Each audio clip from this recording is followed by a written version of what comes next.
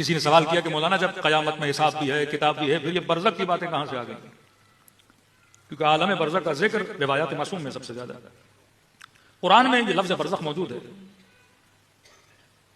कि दो पानियों की जब खुदा बात करता है तो कहता है उन दो के बीच में क्या है? बरज़ख है। बरज़ख एक फासले को कहते हैं। अल्लाह कहते हैं हम नमकीन और मीठे पानी को क्या करते हैं? इस तरह से जुदा करते हैं, उनके बीच में हल्का सा क्या होता है? फासला होता है।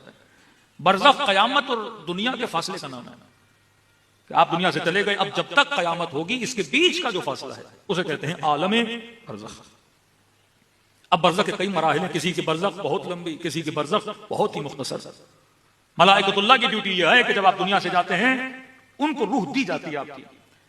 अब बंदा नेक है तो अच्छे मलाइकों को रूह दी जाती है, बंदा बुरा है तो अज़ाब के फरिश्तों को रूह दी जाती है। तभी फरमाया ये दुआया जुमले हमेशा पढ़ा करो, मग़फ़िरतन क़ब्ल अल-मौत, तौबतन क़ब्ल अल-मौत। कि खुदा मरने से पहले मुझे क्या अता करना? तौबा अता करना। राहतन इंदल मौत, ऐ खुदा जब मौत आए तो मुझे राहत अता करना।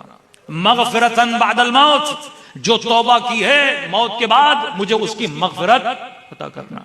वल अफ़्व इंदल हिसाब, और क़यामत के दिन जब हिसाब व किताब किया जाए तो खुदा मुझे क्या कर देना? माफ कर देना।